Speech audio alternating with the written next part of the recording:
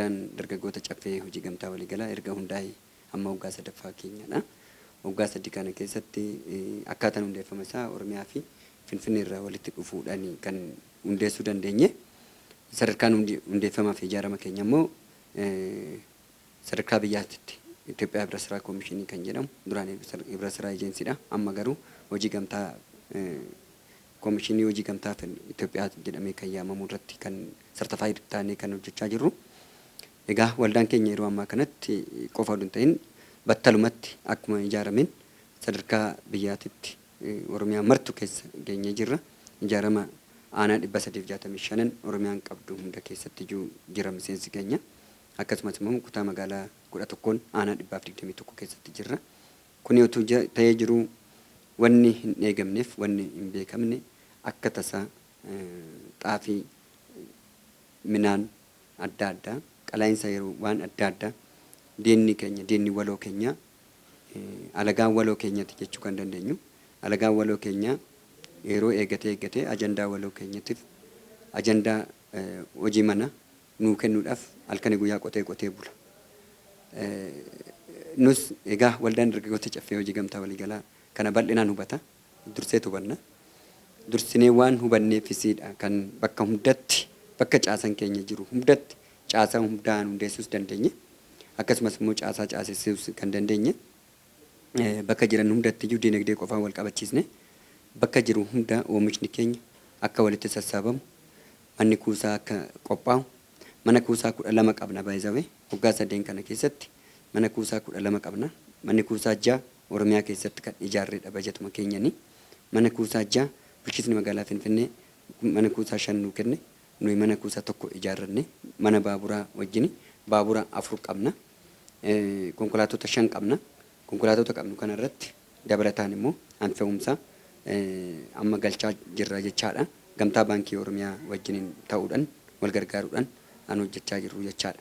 Kanaaf minaan sadarkaa magaalaa Finfinneetitti 7 darbe ji'aaf 7 darbe keessatti tasuma waan tasaa ajandaa adda addaa ajandaa karaa adda addaa ajandaa amantaa ajandaa waraana xaansee ajandaa amantaa xaansee immoo karaa adda addaatiin siyaasa adda addaatiin dadhabanii jennaan handhumaa kun immoo muuxannoo biyya Suudaan irraa fidanne jedhanii ajandaa dhokataadhaan mari'atanii Suudaan irratti akkaataa mootummaa Suudaan buqqisnetti akkaataa saniin mootummaa amma jiru kana mootummaa jijjiiramaa mootummaa Oromoodhaa kanas buqqisuu qabna kan jedhu kaayeffatanii harka wal qabatanii guyyaa ajandaan isaanii garaagar ta'ee garuu ajandaan isaanii ida'amee tokko ta'ee tokkoffaa karaa Oromoo uummata Oromoo kana irrattidha duulli kun kan jiru. Lammaffaa mootummaa Oromooti irratti kan kaa'amuudhaaf qophaa'ee ture. Kana hunda isaa sirriitti fageechisnee hubannee jirra jechaadha. Kanaaf deeggarsa nama kamiitiyyuu hin barbaadu waldaan dargaggoota caffee hojii gamtaa waliigalaa dhimma Oromoo fi Oromiyaa mootummaa Oromootis saba Oromoo akkasumas sirna kanas magaalaa Finfinnee keessatti wal qabate araara malee qalaa'insa jireenyatis ta'e qalaa'insa nageenyatis to'achuudhaaf deeggarsa gumaacha nurraa eegamu gumaachuudhaaf yeroo marasaa qophaa'aadha waldaan dargaggoota caffee hojii gamtaa waliigalaa. Kanaan wal qabatee egaa minaan kara kumtaala 8,000 kan walitti qabuudhaaf karoorfanne ji'a darbe keessa minaan kumtaala 5,000 kan dhiyeessine. Yeroo ammaa kana yuuniyoonota 11 magaalaa Finfinnee waan nu jala galanii jiraniif akka dhiyeessinuuf waliigaltee erga mallatteessine asitti torban 2 keessatti kumtaala 5,000 galchina jenneetti kan waliigaltee godhanne amma erga waliigaltee godhanne torban tokko keessatti 1,500 dhiyeessuu dandeenye jirra guyyaa har'aatirraa kaasee akkuma argaa jirtan 1,500 keenyadha kan galchine. Akkasumas ammas galaatuma jira jechaadha. Torban 2 asitti kumtaala 5,000 galchine 5,000 dabalata dhiyeessuudhaaf qophii itti deemna jechaadha. Kanaafuu ergama mootummaan nuu kennu kamiyyuu ergama karaa dinagdeetiin fi qalaa'insa waliigalaatiin mootummaan falaaf mala yeroo dhabe kanatti mootummaa bukkee dhaabbachuun mootummaan karaa hin beekneen mootummaa irratti diriiree irratti kaa'uutti irratti baay'ee hojjannee jirra. Kuni kaa yuuniinotaaf kan galchineedha. Yuuniinotaan alatti kumtaala 1,200 akkuma argamaas argitan hiriiranii akkuma imaamelli bitachaa ture kiiloo 25 guyyaa torban tokkotti dhufanii akka daaksisatan goonee uummanni hiriiree bifa saniin tajaajila kennaa jirra jechaadha.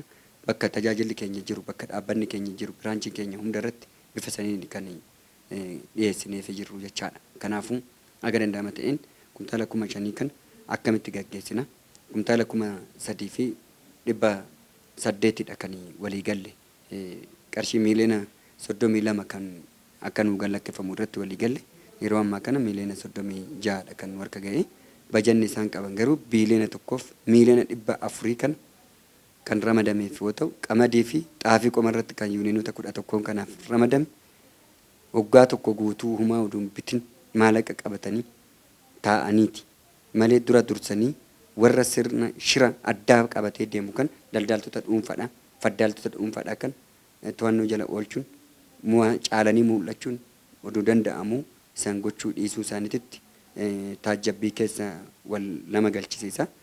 Mootummaan humtuyyuu kana sirriitti ilaaluu qaba, qorachuu qaba, qo'achuu qaba.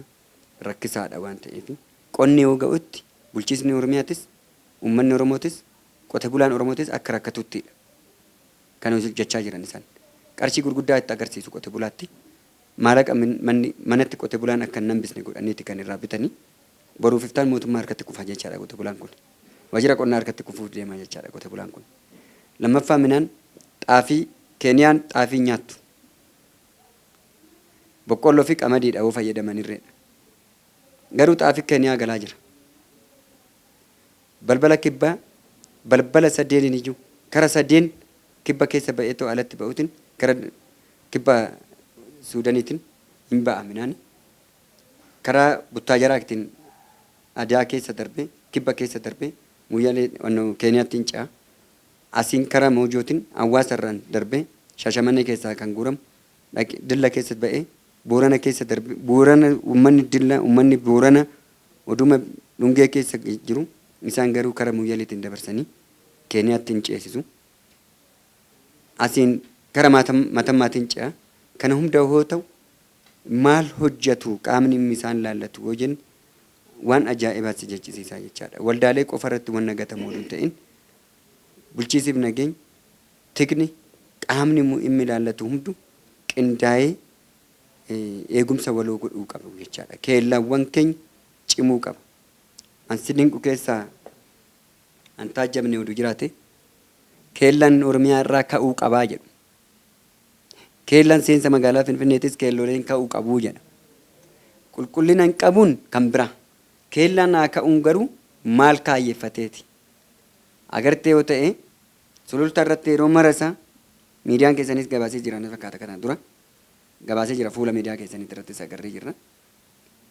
Sulul Gojjaamirraan ka'ee gurraacha keessa darbee sululta hoo ga'utti sululta irratti midhaan hoo sakatta'amu midhaan kamiyyuu hoo sakatta'amu shugguxii wajjiniin qabama. Sanbatee Axaayyee Shanoorraan wanni fe'amee dhufu immoo sandaafa irratti hoo sakatta'amu xiitii wajjin qabama. Keellaan kun yoo ka'e keellaan jiraateetiyyuu hin danda'amne keellaan yoo ka'e nageenyaaf biyya Rwaandaa keessatti uttuuf tussuu kan jedhamu bara waraanni sun ka'utti waan xiqqoodhaan ka'e sa'aatii 100 keessatti nama 100,000 lubbuu 800,000 bade.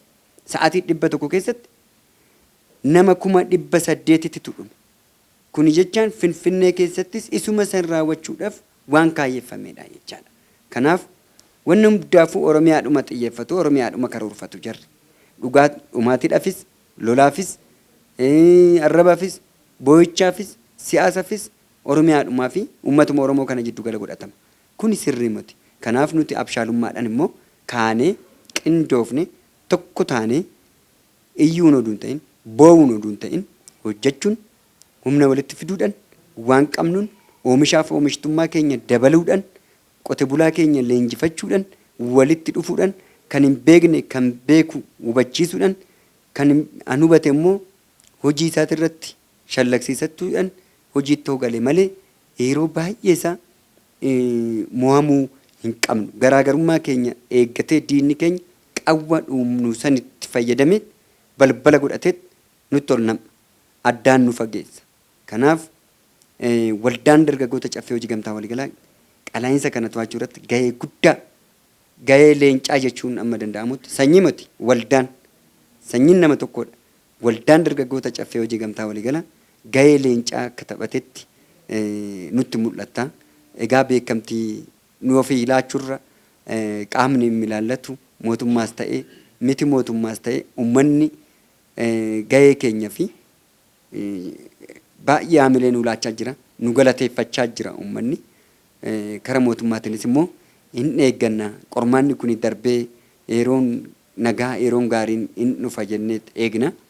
Kanaaf qormaata yerooti haala yerooti qilleensi immoo bubbisaa hin darbasi. Garuu nuti kana keessatti seenaa hojjennee darbuu qabna jenneeti kan kaanee kan qophoofne socho'aas kan jiru. Halkanii guyyaa hojjechaa jira. Gaggeessaan keenya hundisa miidiyaan keenya irratti jalqabee ogeessitoota miidiyaa keenyattis ta'e eenyumtiyyuu sirriitti socho'aa jira. Inni hojjenna. Kanaaf gahee guddaa ba'aa jirra jechuun barbaada.